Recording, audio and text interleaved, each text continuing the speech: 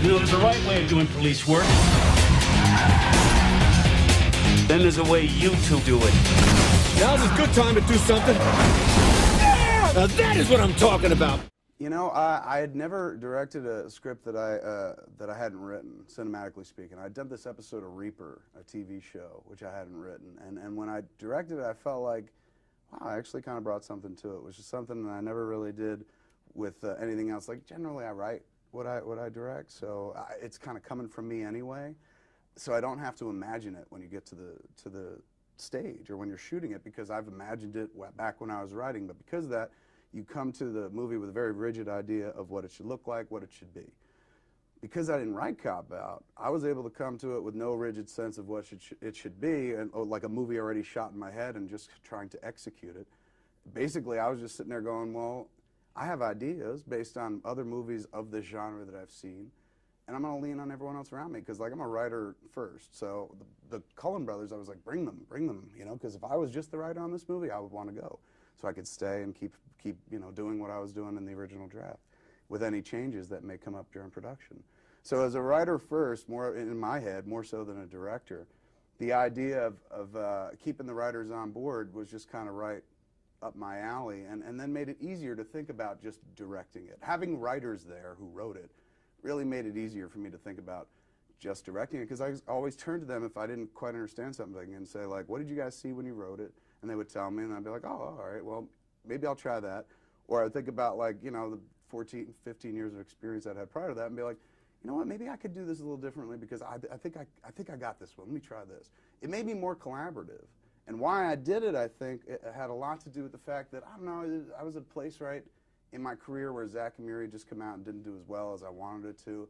And I kind of felt like, wow, man, Judd Apatow is really doing the stuff that I used to do, and he's way more commercial at it. If I was going to make a movie at that point, after Zach and Miri came out and it didn't do that well, I would be writing what I felt, and so the movie would have been, you know, a movie about, you know, some fat dude who was sad that his movie didn't make more money. You know what I'm saying? So I didn't want to really kind of put my feelings on paper at that point.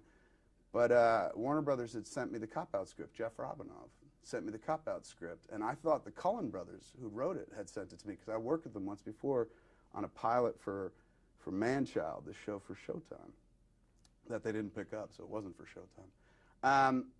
And I liked them a lot, and I'd seen the script on my desk come through the mail, but I thought maybe the Cullen brothers just sent it to me. Like, hey, man, we want to give it a shot, read, and see if you want to punch it up or something like that, which was weird, because they're funny guys, and they'd never asked me to do something like that before. So I was dealing with other stuff at that point. I think it was a post on Zach and Miri. We were close to actually coming out. So I didn't quite look at it, and Jeff Robinov, who'd come to my house to watch Zach and Miri and really loved it, he called me a couple weeks after I got that the script for it. It was called A Couple of Dicks then. And he said, hey, man, did you read A Couple of Dicks yet? And I said, why are you asking? Like, what do you mean? Do you know the Cullen brothers? He's like, well, that's our movie. And I said, oh, I thought they sent it to me. I said, I'll read it. And I read it. I called him back, and I was like, it's really funny, man. I just don't know what I would do with it, rewriting-wise. Like, what could I possibly have? This is pretty funny. It's like Clerks with cops. And he goes, no, I don't want you to rewrite it. And I was like, you want me to cameo in it or something? I would love to play Dave, you know, and like everyone else in this business did. So he goes, no, I want you to direct it. And it's so weird that predominantly that's what I'm defined as, a director. And the head of a major studio sent me a script, and I'm going like, so you want me to rewrite it? He's like, no. I was like, you want me to cameo it? He's like, no. I would never in a million years think anybody would send me that script to direct. But he did, and he was just like, I want you to direct it.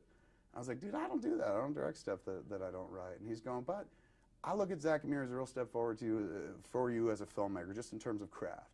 He's going, you take those abilities you got to make a movie and marry it to the script. I think we got something.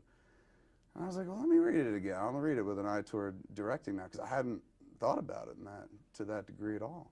So I read it, and I started breaking it down in my head, because I was like, well, it's just two dudes talking. That's all I've ever done my whole life. That's not difficult. It's mostly two dudes talking, you know, in a car and whatnot. There's some plot, and I dealt with plot a little bit in Dogma, but, you know, generally I don't make plot-heavy movies. So I was just like, if I could just get my head around the three action sequences in the movie, the three tentpole moments. One is the opening foot chase and the car chase. The other is the cemetery chase, the car, you know, they're chasing the Mercedes later in the movie. And then at the end, there's the big shootout.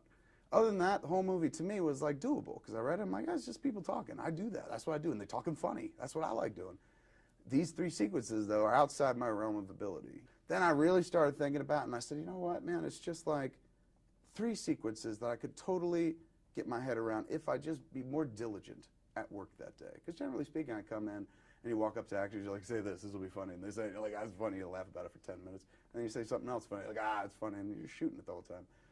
This would require more work than I'd ever kind of put in on any sequence in my life, where you actually have to sit there and over the course of 3 or 4 days shoot an action sequence where there isn't much talking or humor going on.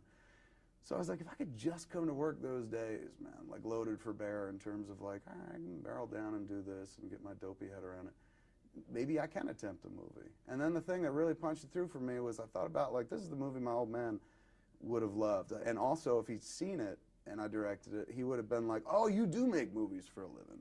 You know, because all the other movies you ever made were just your friends and you talk about pussy and Star Wars. And is it really a movie, Kevin, if you just talk about other movies? That kind of thing. So he would have seen this and been like, oh, it's got Bruce Willis in it. It must be a movie. You know, he's holding the gun, and there's a plot and 3 acts and stuff like that. Hey, keep going, man. I'm a cheater. Okay, here we go. Whoa, whoa, whoa, whoa. Come on. Cop out.